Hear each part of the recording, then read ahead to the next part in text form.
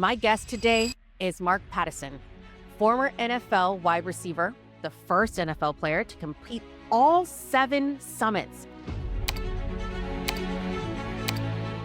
So I grew up, really idolizing a lot of these guys that went on to greatness and climbing big mountains around the world. Sports Illustrated executive who took the company from number 17 back to number 1. We ended up in 7 countries. We were in, I think, 7,000 different magazines, .coms, every single retailer you could think of. And we just had a booming business. What were you learning on Kilimanjaro or Denali that you couldn't learn elsewhere? And what happened, and you're learning so much about people and you're learning about skill sets. And like I said, everyone has a different degree of difficulty that you need as you go up the mountain. The mindset of having to be on Everest for 2.5 months.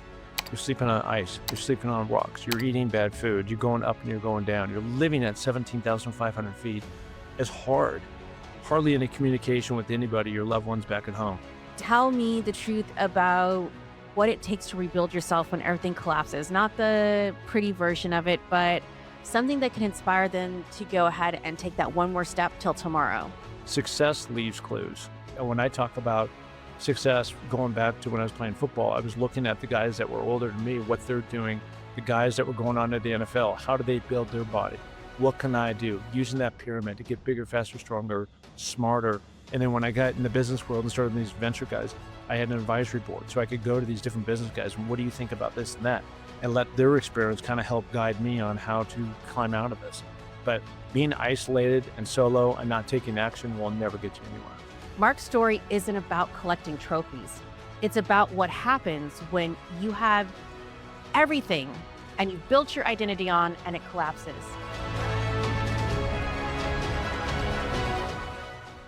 What do you do when that thing that defines you dies?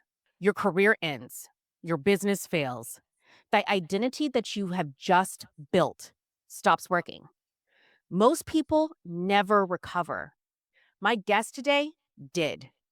And my guest today is Mark Pattison, former NFL wide receiver, the first NFL player to complete all 7 summits, Emmy Award winner for the documentary Searching for the Summit, Sports Illustrated executive who took the company from number 17 back to number 1, host of Finding Your Summit podcast with over 275 episodes, which is incredible, and the author of the book Finding Your Summit, How to Build Resilience and Faith to Rise Above One's Challenges. But here's what the list of accomplishments doesn't tell you. Mark's story isn't about collecting trophies. It's about what happens when you have everything and you've built your identity on and it collapses. And you decide whether to stay in that wreckage or you climb your way out. Mark, thank you so much for being here today. Great intro. I don't need to say anything more. I'm ready to shut this thing down. And that's a wrap. I absolutely love this. I'm going to start at one of the more harder parts, right? It's not the summit. It's not the ascent. It's Yeah. the descent. So I want to start by understanding, first of all, what brought you to the mountains in the first place? Because this isn't just about the summits. What were you looking for up there? Yeah, I think there's 2 answers to that. There's part 1 and part 2. And part 1 is I grew up in Seattle, Washington. And unlike the great state of Delaware, where you're broadcasting from, there's not a whole lot of mountains around there. The great state of Washington, there is. And we've got one big mountain in particular called Mount Rainier. And a lot of people who were later to go on to climb Mount Everest and be kind of the pioneers of that. One guy in particular, Jim Whitaker, who just passed away 2 days ago, was the first American in 1963 to do that. All cut their teeth on Mount Rainier. And so I grew up, really idolizing a lot of these guys that went on to greatness and climbing big mountains around the world. I never thought I would necessarily be doing that, but I was in the outdoors. There's a lot of mountains around there. They're called the Cascades. And so it's just like more, the hikes that anybody can do, 2-3 miles kind of up this route and around that route, nothing dangerous. My dad, though, was a mountaineer. He had actually taken up Mount St. Helens. And for those people going back in history that don't know Mount St. Helens, it actually blew and erupted in 1980. And that takes me back and dates me a little bit. But when I was about 10 years old, I actually was able to climb that mountain. This is prior to it blowing its top. But my dad took me up there. So that was my first exposure to kind of big mountains. And then answering your question, what brought me into this place where I wanted to try to take on and become the first NFL player to climb the seven summits.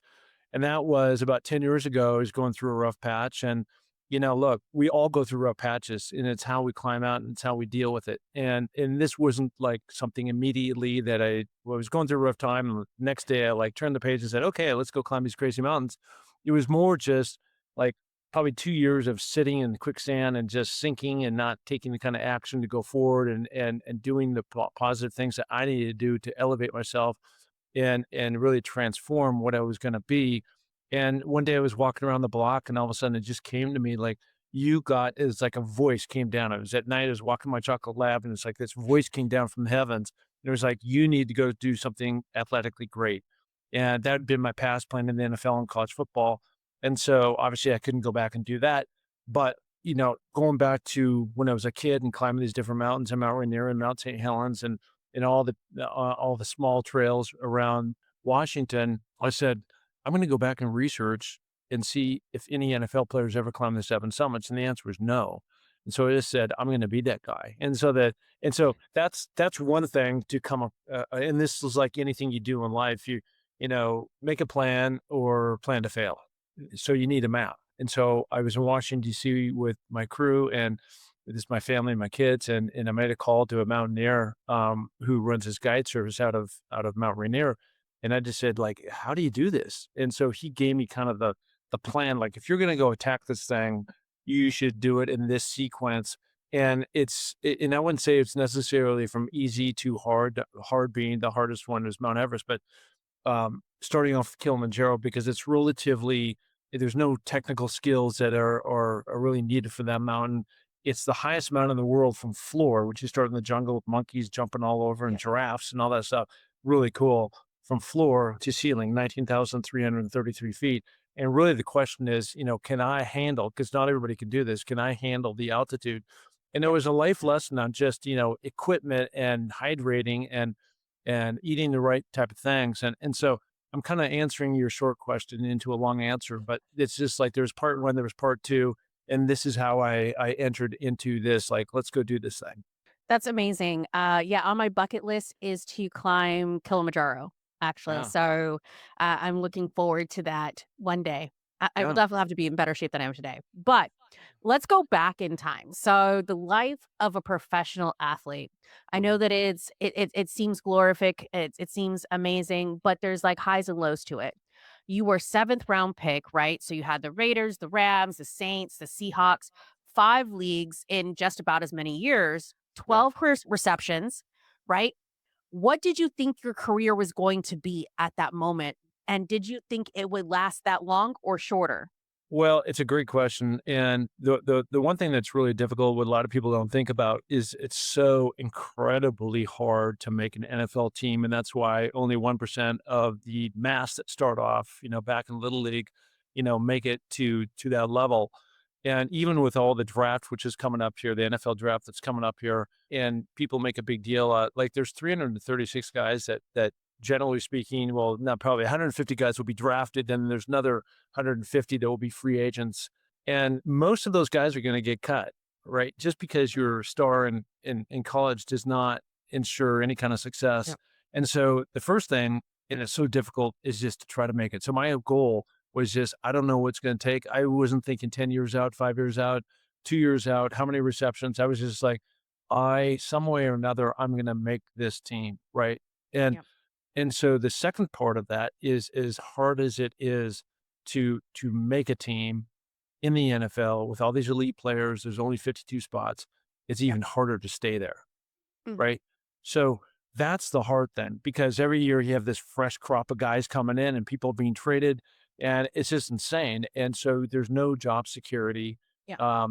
And that's all relative to how good you are because even somebody like Kirk Cousins right now, who's now found himself on his like fifth or 16, but he's been in the league for 14 years. So it's relevant on job security because he signed a $108 million deal or something with Atlanta, and then they hire a first round draft pick guy that went to my college, Yep. University of Washington. And next thing he knows, the next season he's been shipped out now to the Raiders. So it's just crazy the way these things work. So answering your question, my first goal was just to make it, and I was cut, I was traded, I played, I was there, I wasn't there, I was all these different things. And once I got to like 5 years, I was feeling really good. I had more or less established myself, and then I ran into a free agency wall with the Seahawks. And at the end of the day, there just was not alignment at all with the general manager who had been the head coach with the Raiders and the head coach of the Seahawks at the time. And so all the guys that he brought in, they cut everybody, and at that point in time, I was just like, "I've been doing this for the last" competitively, counting college too. "I've been doing this for so long, 10 years," and I was just burned. And trying to always fight, fight, fight, fight, and not having that security, I just said, "Maybe it's just time for me to move on." I mean, so that was kind of, I guess, the moment that you knew it was over. Like it was a wrap. It was done. Was there someone who sat you down, or did you just No, like that was have a my choice. conversation? Yeah, and I think probably more than anything, my goal, going back to that, did you think I was once I got to 5, I said, "For sure, my goal is to play 10 years." I think I can easily do that. And I think if I would've stuck with the Saints, I would certainly gone in that direction. That was something that I will always regret that I went to the Seahawks from the Saints, but that's just the way I played, and that's what I did. But out of all that, having played 5 years, I made my pension, which is a big deal to have that Yeah. monthly check coming in, and all the different benefits and services that the NFL does provide for guys. Back in the day, and this is kind of I'm sort of jumping to maybe your next question was like, what do you do now, right? When it's all over. And back Yep. in the day, and I just want to compliment the NFL because back in the day you went off the cliff, right? Mm. When you are at the end and there's nothing more to do, you're just going right off that cliff. And I was like, "Oh my god, so now what?" And I was, super skilled to go catch a football, but corporations don't hire guys to catch footballs, right? Yeah. They're like, "What is the value I can bring to a corporation?" And that's something, a hard lesson I had to learn. And then I only say that because now they have something called the trust, which is all these different programs that you can mentor. So if you want to be a financial analyst, you could go to Merrill Lynch, or a broadcaster, you can go to NBC. And Yeah. if you want to be a coach, you can go do this and that. And they kind of have that across the board.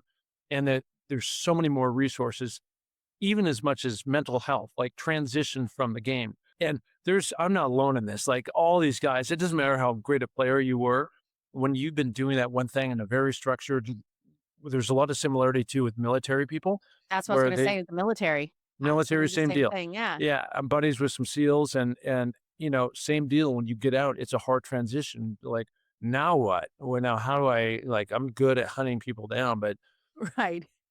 yeah, so similar type deal. So it's a compliment that they've finally figured it out. And there's a girl named Tracy Perlman who actually has been kind of the point of creating that and sustaining that and making it even better and better as they've gone on.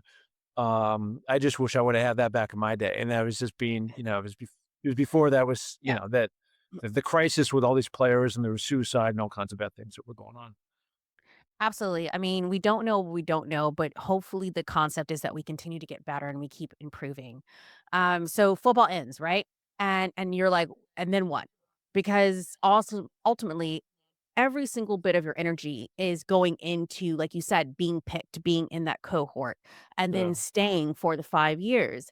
There's not really a lot of brain space for what comes after all of this ends. Because your coach, I believe his name was Jim Mora, right? Yeah. Wrote Mm, about what you did a few years ago. He said that there was a period where you're walking your dog every night, that chocolate lab that you were just yeah. talking about, and spiraling. He said you kept asking yourself, "How did I get to this point? How did this happen? What's going on?"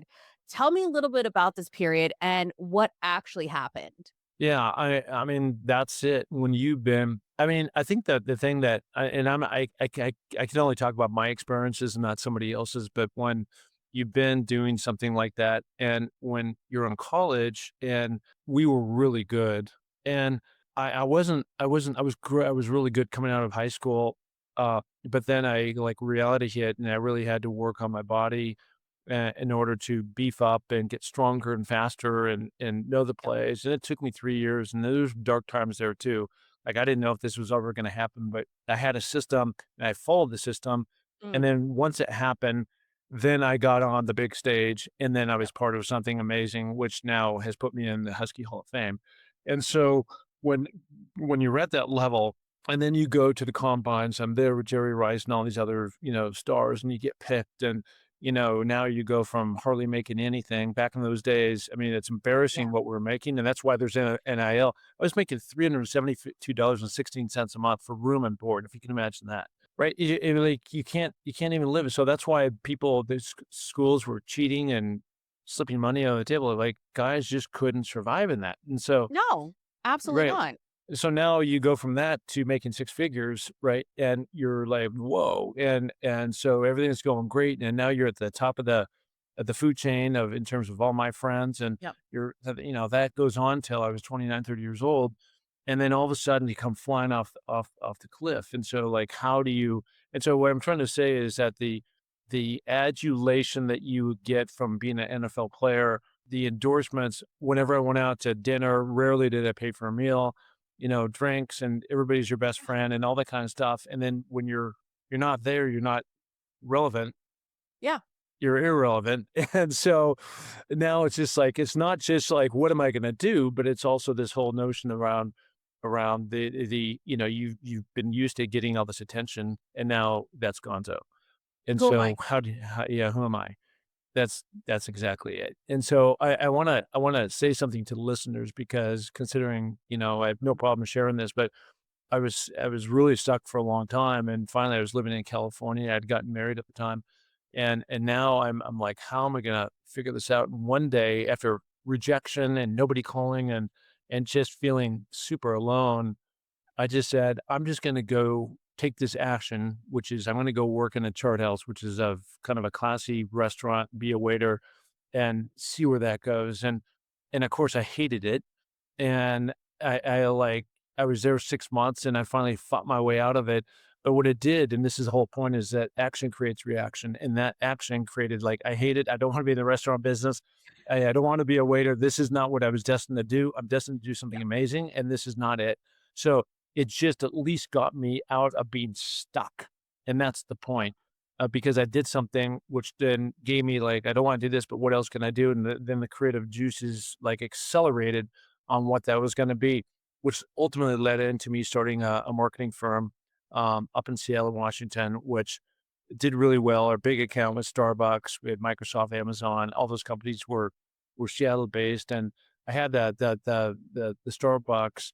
I mean, I'll tell you this: and this is another long story, which I'll keep super short, but at the end of the day, I was able to land the Starbucks Market Outdoor Umbrella account, which are really a branding from them. So every Yep. green umbrella that you see on the outside of a Oh, wow. Starbucks, I did every single one of those for North America, South America, parts of Asia for 14 years. And they were, so I just set up a whole import export business out of Yep. China slash Hong Kong. And we Yep. routed containers all over the world. And I mean, it was just amazing. So it was just like learning 101 my MBA and then that Yep. then kind of rolled into 2 venture-backed companies and one Yep. was sold. And, so now like I'm getting the game of business and how it works and how people buy and sell and how you market and sell and all that kind of stuff. And then by that time, obviously the train was going down the tracks and we were good. But again, going back to that first point, it was tough. Yep. Well, I mean, this is the podcast of money, power, influence, failure, and Yeah. resilience. And without those other 2 components, I feel like you actually can't really be successful. You never become, great at what you do without that failure and resilience. You can have the money, the power, the influence, you could be born into it. But those that have had to grind it out, have actually tasted, the dirt, right? Are the ones that really go ahead and learn something, that grit, that determination, those components that honestly you can't get except for through experience anyplace else. One of the companies that you started, I think, was called Front Porch Classics. It was Yeah. a gaming company. Yeah. Tell me, what happened? Where did it go wrong? Let's talk a little bit about the failures and the resilience. Well, it was mostly a win-win-win. I ran into this old friend of mine from high school, and very creative guy. And I was more on the business side of things. And I had this whole import export thing going on in China, and I had factories that could manufacture different things. And so we are actually the first ones that created and trademarked a name called Coffee Table Games. So we Yeah, came up with that, and which would later become a big deal in Barnes and Noble and all these other retailers. And so we had these new ideas on these different games, and the whole idea was really getting dads and their kids playing together and really trying Mhm. to unplug. That's when the internet was going crazy Yep. and really starting to unplug and really have more, that connection. And these Yep. were the games were going to be wood and solid and almost more furniture type Yeah. pieces, coffee table games. And so we did that. We were in Seattle. We had 8 people. I raised a bunch of money. There's venture money behind it.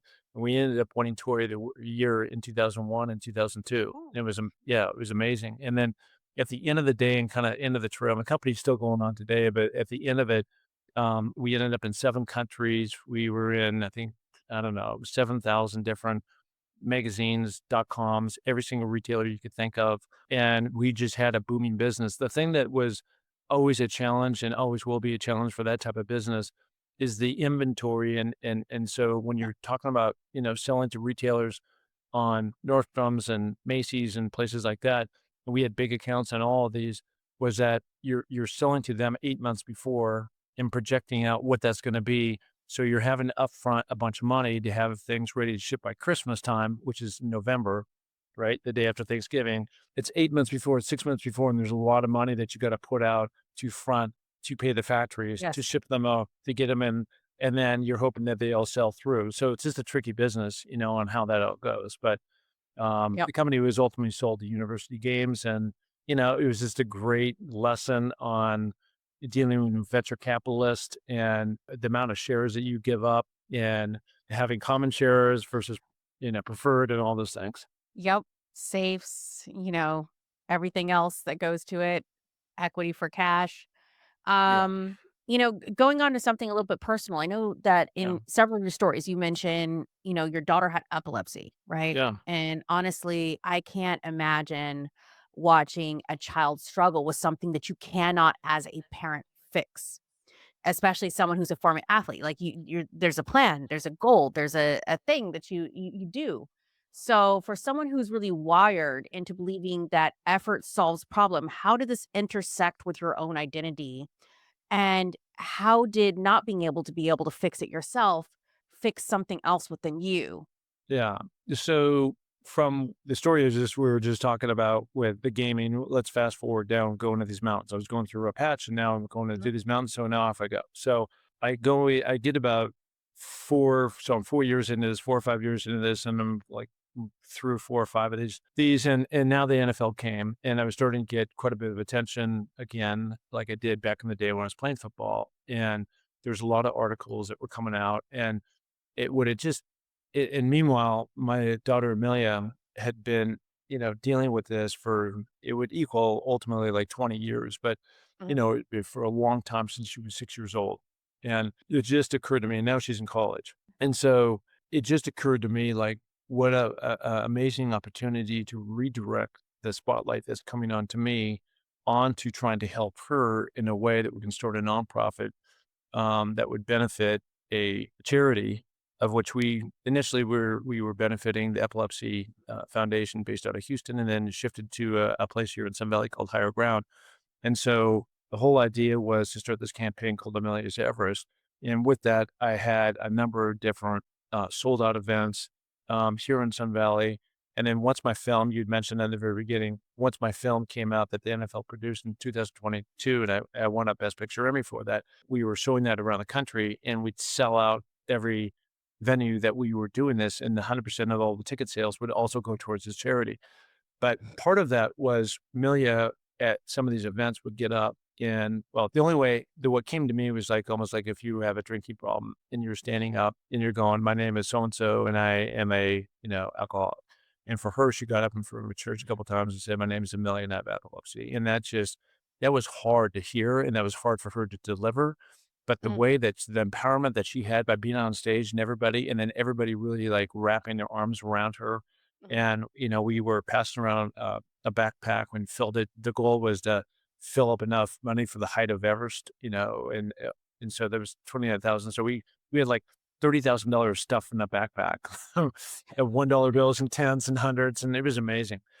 But we did that. We ultimately raised about $150,000. But the miracle that came out of this was that ultimately through this, and it was actually through Peter Cetera, who's the former lead singer of Chicago, participated in some of this. I know a lot of fairly famous people, and he was there, and his ex-brother-in-law, was on the board at the Epilepsy Foundation, and so he introduced us to a new doctor at USC, and they had some new medicine that we hadn't heard about, and so we sent her to her, and so at the end of the day, Amelia today is seizure-free, and it was just an amazing journey and awful at the time, and yeah, and so, I mean, if you can imagine having, daily seizures, hers lasted between 10 and 15 seconds. You just kinda check out, like, if you unplug something and plug it back Yep.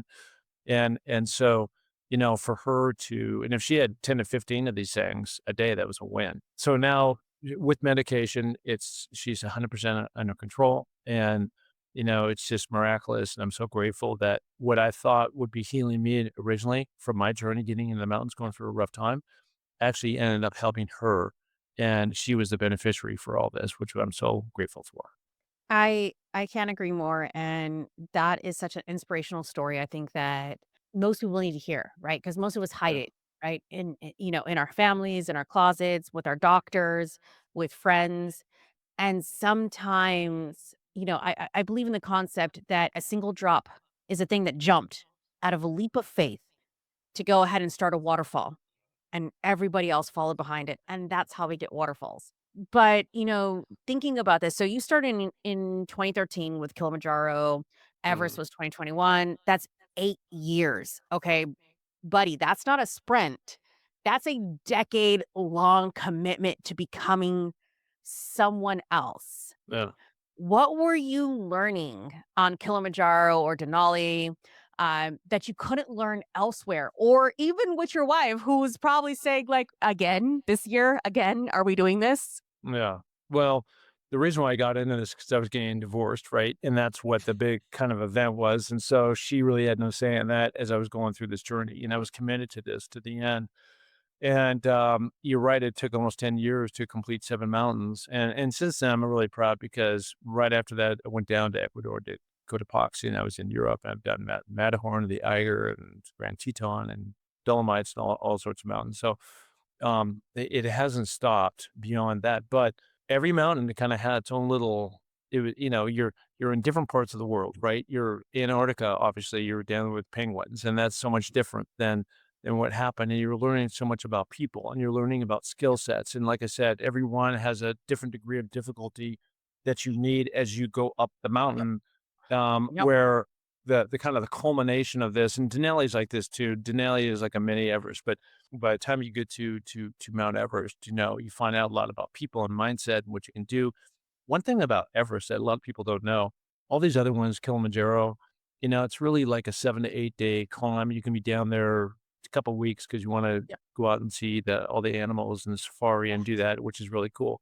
I've actually done it twice. Actually, I've done Denali twice too. So that's very difficult. But the mindset of having to be on Everest for 2.5 months, you're sleeping on ice, you're sleeping on rocks, you're eating bad food, you're going up and you're going down, you're living at 17,500 feet is hard.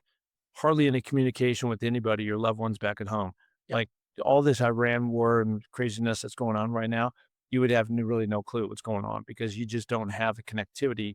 It's a relay system that goes all the way up the mountain, and it's just duct tape and wires and best case and it's like going back to the old dial up internet back when it Hey, first hey, started with friend, we, AOL. we we used to talk between 2 cans and a string. Remember when that Yeah, was like yeah, a thing yeah, in our yeah, childhood? yeah, yeah, yeah, yeah, yeah. So that's exactly more or less what it's like. So I'm just trying to say that each one taught me something slightly different. But I gotta tell you that one of the kind of the common bond that each one of these mountains had for the most part, not necessarily like down in Australia, but all these ones is that you're in nature and 9 times out of 10, your cell phone's not working.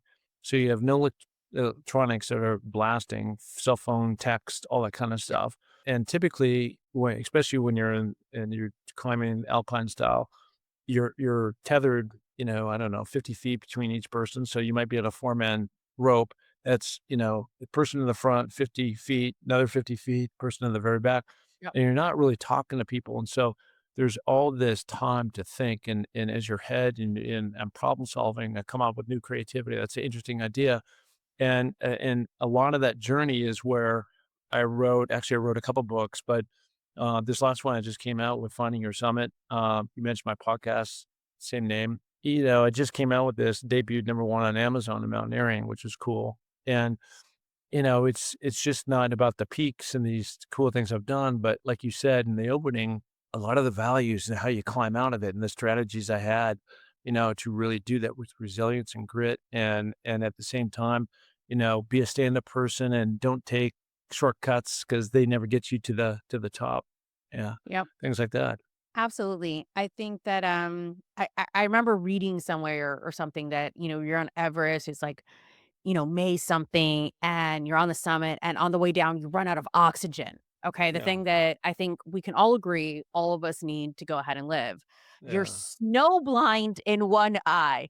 You're Yeah. depleted and you realize you're not going to make it down this mountain. I'm assuming that is something that has to go through every single person's mind, no matter how optimistic you are. Yeah. And you said in like your book and a lot of different podcasts, you said 10 more steps. That 10 Yeah. more steps saved you. Yeah. Where did this come from? I don't think it's something you just learned on the mountain, brought it from somewhere else. Where did it come from? And how can people make that concept of just 10 more steps real when you're spiraling at the bottom of a black hole in quicksand? Great question. You know, it's nothing profound. Just go 10 more steps, right? But that's the only place that I sunk so far down because when you're going to do an athletic contest, like back in the NFL, I was in playoff games and things like that. And you want to beat your best when your best is required. And I've been in that spot many different times and I've executed and performed very well. And this was one of those one times, and this is you start talking on the top. I was just at Camp 4 at 26,500 feet, getting out of my tent, then getting snowblind, hadn't eaten in 3 days, and now I'm going up, and it's I mean, it's just straight up the entire time. And I just couldn't think of any other way to survive this and get through it other than just because I was so miserable from the time I got out of my tent at 12 at midnight and off we went. It was never like most of these things. I'm enjoying it because I'm in such great peak condition that once I get going, I can just grind. And I trained for this, and I had the physical stamina to crank this out. But I just had nothing. I was bumped from the minute I started walking, and so the only thing I could think of is just get 10 feet, 10 steps, 10 feet, 10 steps, get to that rock, get to that ice block. That's the only thing I can think about. And so when you're in that mindset, only accomplish the bigger thing. Metaphorically, I think it's like what we all need to do is be present. And it's Mm. so hard to do because so much where I was thinking about was tomorrow, next week, and next month, next year. Yep. But really trying to stay present in that moment to get the most important thing done, the task at hand, which for me was trying to get to the top. That was the big goal. But just like the only way I can do that is if I can get over there and then get over there and get over there and then get over there. And that's what I did. Just this movie I played, and it was awful, right? I mean, a lot of people go, the most amazing part of my life, I've known a lot of Everest guys, was when I was standing on top of Mount Everest, and that was the most miserable that I've ever been. And that was just my state of mind and my body, and I was just like, "Okay," and I still have another 8 to 9 hours to get off this thing, like, great. Yeah. And what I haven't talked a whole lot about, and I'll tell you right now, and this is a whole 'nother story we can do on a different podcast, but I ended up spending the entire night at Camp 4, 26,500 feet with no O's too. I ran out again.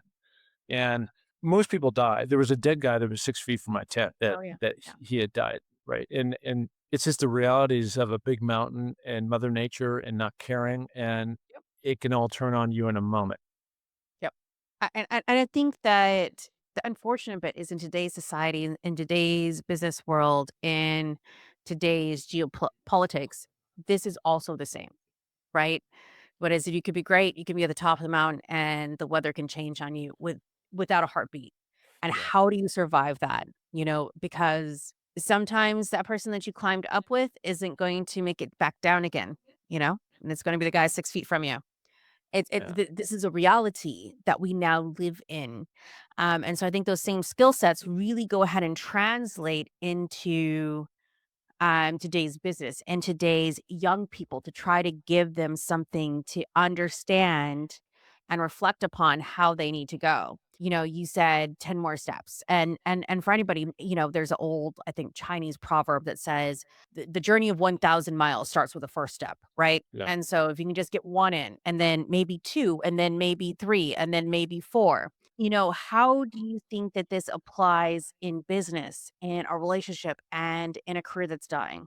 There's a lot of stuff in there right now, but I think the biggest thing, and I was on this podcast yesterday, and I brought up a similar answer, which was just, the hardest step, like you said, is the first step. And I really try to prep. Like one of the things that has made me, I think, separated myself from a lot of people, probably most people, is my consistency. Mm, And I show up every single morning mm, at the exact same time.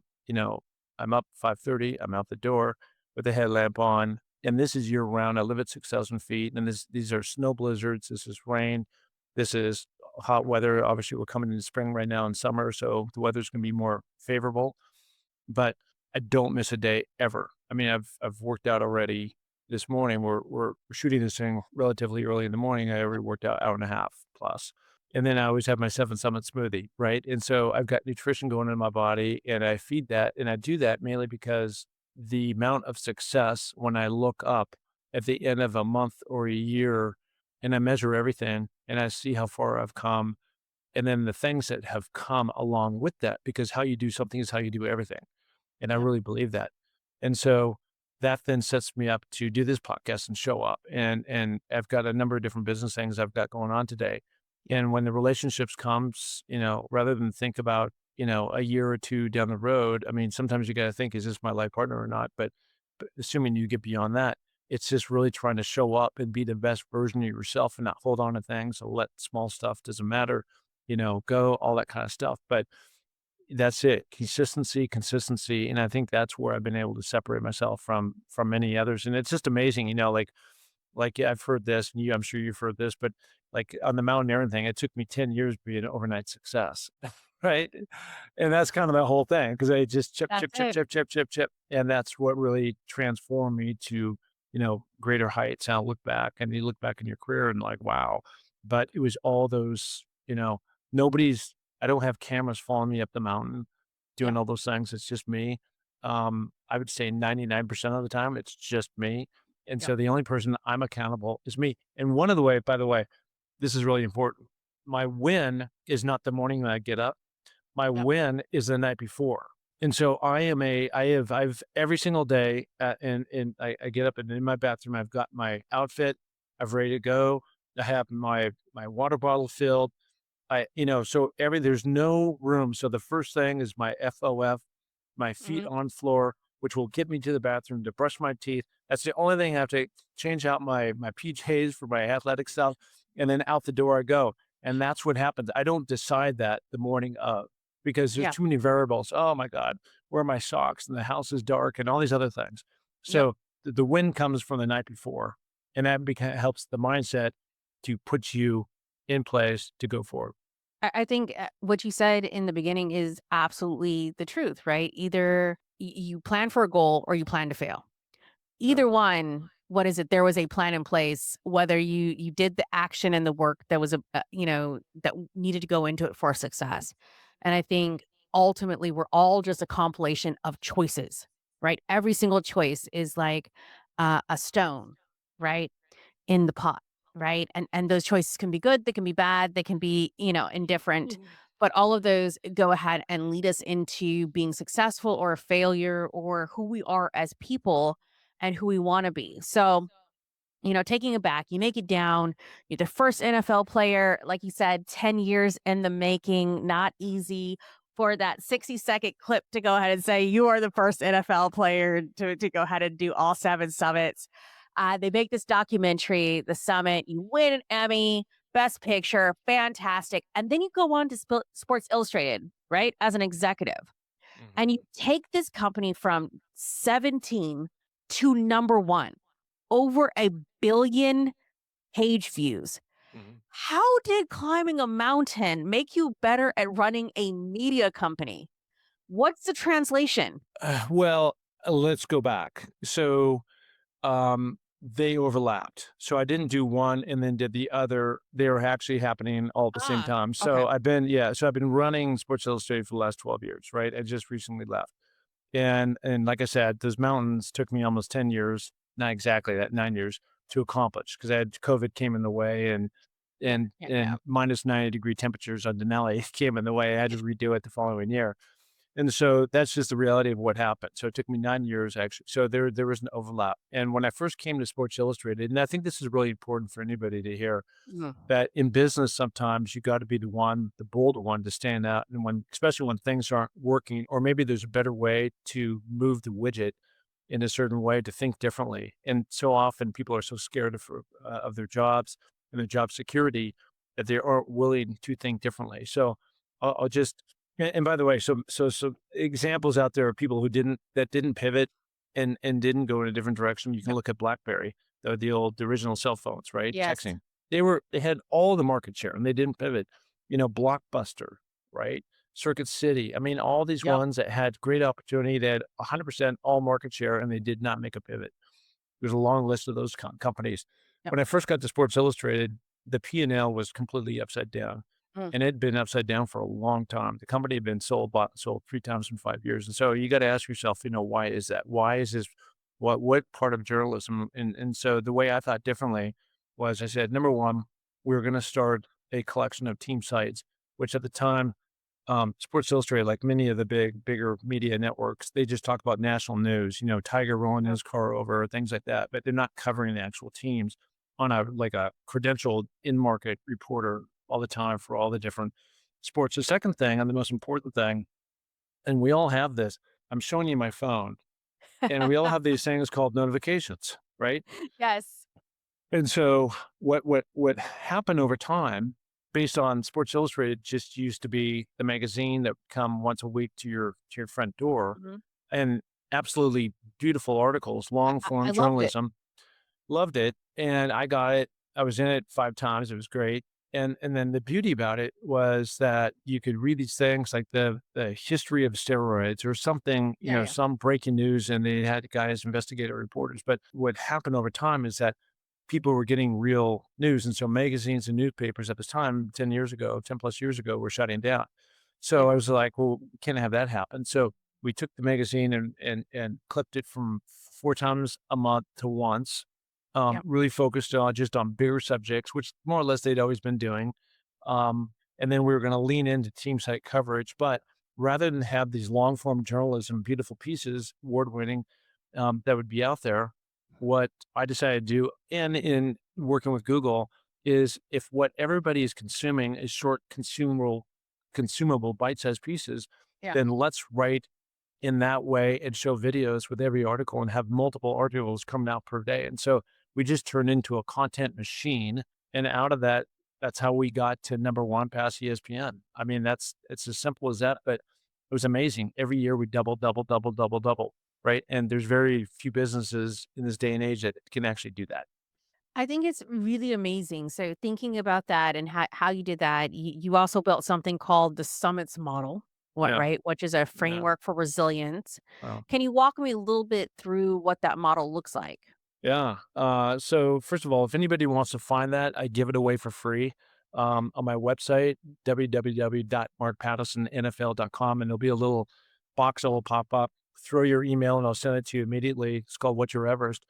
But in that, it really teaches you about the summits. I was actually stuck in a tent for a week. It was awful on Denali, and this was part of the minus 9-degree weather, and like buckets of snow, 2 feet of snow were coming down every 24 hours. And it just kept piling, and the weather was awful, and you couldn't move up or down the mountain, and so we just had to ride it out. And Yep. at the end of the day, it's a challenging mountain to get in and out of, and so this is where I wrote this. And there was just like, I was kind of I learned so much from John Wooden's Pyramid of Success. Well, like, what would mine be? And so I took this summits, which is an acronym, there we go, of accomplishment. And so the summits stands for the C, the idea. How do you get an idea? So I go through this whole framework on how you come up with an idea. Like, I'm gonna change Sports Illustrated, or it might be a personal goal. How am I gonna go climb the 7 summits or do whatever to really have change in your life. That's number one. The you of the Yep. summits. is unleash it, right? So a lot of people have great ideas, but they don't have enough to like sit down and buckle it up and like, okay, let's go. Like when I was Yeah. in Washington, D.C., and I called that mountain guide on Mount Rainier, like, how do you do this? Right. I'm going to about to leash this. And the next one, M, is move. Got to move it. So it's great to unleash, but you got to make sure I was talking about before the daily discipline of chipping away at whatever you're trying to accomplish. And then you got to measure it. Everything I did with Sports Illustrated, for example, we had Google Analytics. And so I was measuring what was working, what wasn't working. And then, of course, we tweaked and we tweaked with different people, with different programs, and how we continue to write content along that road. So that's measures. So we moved, measured, and then the I is now you got to improve. It's so easy that I kept saying about success is success breeds complacency. And a lot Mhm. of people were Yeah, making a lot of money. absolutely. And I was just like, this is the danger zone because this is when people like everything is going great. I'm just going to relax and let the gas off a little bit and just coast. And this is where we got to double down and work even harder because somebody else is lurking around the corner that will take this out, take you out. So that's really and then the T is traverse. So that's when bad things happen. In Sports Illustrated world, Google decides to have these Google algorithms. They do these like once every 4 months. And so they decide to prioritize content in a different way. So what's that mean? How do we adjust to that? How do we make sure that we have that double year over year growth is going to continue to work?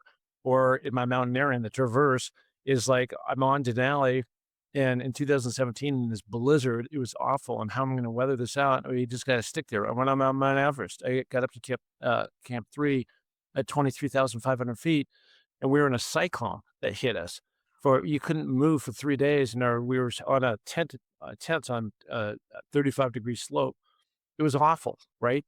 And so you just gotta weather it, but all storms pass, and they always do, and then finally, when you hit your summit, you go Mhm. past that billion, page views, and people are all making a lot of money because we rev share with their publishers, or I complete the 7 summits, like, what's next, okay? Yeah. And then that's it. So that's what you put your hands up, that's awesome, but what's my next goal? There's so many things that we could all do that are out there, and so that essentially, as you go through that, it's teaching you different steps that you can do on how you can approach these different SUMMITS. I absolutely love that. Give me one tactical thing that someone can do this week, today. It is a Friday, not this year, not like next month. If they're feeling struck, if they're in their own version of why me, how can they mentally and physically take action to do now what? What is that first step? Well, I'm going to give you a free way and I'm going to give you a paid way, right? So the free way is again, just go to my website. I give it away and it's all Yep. these secrets I've I'm learned going over to link these. it down below, by the way, in the description. So Yeah. everybody's going to get that. Yeah, thank you. So that's a, call we talked about earlier, action creates reaction. So that's one way. I think, going in for 25 bucks, you can have my book, Funding Your Summit. And like, look, I'm not going to be get you rich off one sale. So I don't care if somebody buys this or not, but it's about where my drive came from and about the struggles I've had. So I know that the struggles I've had, my dad died and I was going through this divorce all at one time. And I've had other hits in my life too. And how I've had to crawl out of these things, these valleys each and every time to get back on the peak, only to find myself back in the valley to go back on the peak and all these things. Since I left Sports Illustrated, I wouldn't call it a valley, but I'm back kind of reinventing myself yet once again. So you can call it whatever you want, but you got to take some kind of action and movement towards that and writing these different goals down and really being clear on where you're going will Yep. get you moving in the right direction. I absolutely love that, and, let me go ahead and just be completely direct here. There's a cost to climbing those mountains, right? Not just financial, but physical, emotional, spiritual relationships, everything else, right? As well as going ahead and being number 1, whether you're a football player, whether you're a mountaineer, whether, you're writing books and, doing these types of inspirational, like, motivational, career things. What does that cost you? And can we be honest about it? Yeah. Well, I would tell you this is that, and when I say this, I don't want anybody to think, well, Mark's just bragging because I'm not. And there's a point behind it, which is what I've done, nobody else in the history of the planet has done when you put it Mm, all together, yeah. right? Yeah. No, nobody. It's fact. So what I'm talking about is taking the company number one, winning a picture, which is number one, best picture, also nominated for best cinematography, but didn't win that. Oh, But, yeah. number one is best picture. Getting to be part of that 1%, and then the first to climb the NFL, the Yeah. seven summits and all these other mountains, when you put them all together. And the reason why that is because there's a system, and there was a system that a guy named John Wooden, who won all these national championships back at UCLA, won. And then my coach, Don James, stole it or borrowed it, whatever word you want to use. And he Improved on it, improved on improved it, on it. and he taught that same system to me. And then I just said this to a talk, I did a keynote in Austin. I said the same thing to them, which is there's another guy that a lot of people don't know or that do know. There's other first two guys may or may not know, depending on the age of the audience. But this next guy, Nick Saban, coached Mhm. under my coach, Don James. And then Yeah. he went on to win 7 championships at Alabama and LSU. Used the exact same system. So I'm teaching it in a slightly different way, but basically the same system. And I'm telling you, look at the results. I've Yep. been number one in all these different things. And it's not because I'm more talented. I work hard and I put effort every single day to it, but it's because I've used and worked a certain system. And that system, I'm telling you, works. I'm giving you away my secret of success. I always love secret sauce, my friend. That's Yeah. why I keep getting invited to the barbecues. If you could go back to like 2013 or something like Yeah. that mark, right? Yeah. On a night where you're walking the dog and you're spiraling, asking, "How did I get here?" What Yeah. would you tell him? What would you do if you could stop him in his tracks, look him in the eye and say, "Hey, I'm the Mark from the future." What would you tell him? Yeah, just stepping into the into the fear, because so many times I think where people get stuck is they once they come up with a cool idea, then there's every reason why they shouldn't do that. They shouldn't spend the money to go do X, or they shouldn't make the investment that you were talking about into themselves on Yep. improving. Getting a coach, a life mentor, reading a book, doing something, listening to a podcast like this one, really doing something that's going to turn the key towards tomorrow. And of course, my fear at the time was, can I go to I've never I mean, this sounds trivial now, but I'd never really traveled by myself, and so I'm not going all the way to Africa. Like, how do you even get there, right? And so, it's just like all the simple things. What kinda gear do you need? There's all these things, there's all these questions and a lot of fear, and finally I said, I'm committing to the first one, which then hopefully will lead to the second one, which was down in Russia, and that was a whole whole 'nother story. But it's that's the future mark is like, you can't imagine the amount of gifts that you're gonna be given by just stepping in and fulfilling and going down this path from all these different things that you're gonna achieve in the future, and your daughter ultimately becoming healed because of the campaign, Millions Everest, that we started. So I guess with all of that behind you and such amazing success, I guess, what is your next summit? Well, there's a bunch of summits in there. So number one, I am now back on the. I've always done it more of a hobby, but now I'm turning this more into kind of a real thing, Mm. which is my keynote speaking. So that's number one. So I've been doing that quite a bit, and I really love it. I love getting up and telling, and it's interesting of all these different things I've done. The only thing that anybody wants to hear is about Mount Everest. So I fill that bucket up, so people can see that. And the pictures are just amazing and incredible. And so my public speaking, I just came out with this book, so I'm doing quite a bit of promotion around that, just to get it out there. So that's I'm probably not done in my corporate life yet. We're trying to figure that out and how that all looks. And so I love sports, I love competing, I love being out there, and I'll continue to climb mountains. I'm doing a speaking gig in Montenegro, which is kind of the old part of Yugoslavia that was cut up. And so it's very mountainous, very much like the Dolomites. And so I'm going to be doing quite a bit of climbing in Montenegro in June. So I look forward to kind of that's my next actual peak that I'll be doing. And then, of course, I live in Sun Valley and I'm surrounded by mountains and I climb almost every day. That's amazing. For the people that are watching, right, or that are on LinkedIn and actually watching this, one of the platforms, you know, tell me the truth about what it takes to rebuild yourself when everything collapses. Not the pretty version of it, but something that can inspire them to go ahead and take that one more step till tomorrow. Well, I think it's reaching out to me, but it doesn't have to be me, in terms of how I can help. I mentioned this before, but I think self-education and just really leaning into I think more than else, this is it. This is it. Success leaves clues. I want everybody to hear that. It does. Success leaves clues. And so identify whoever it is. It doesn't have to be me. It could be you, Tiffany. Yep. It could be somebody that Tony Robbins. I don't know. It could be somebody who really speaks to that person, right? Based on what they're going through. I'm doing a summit in the fall called the Seven Summits Summit.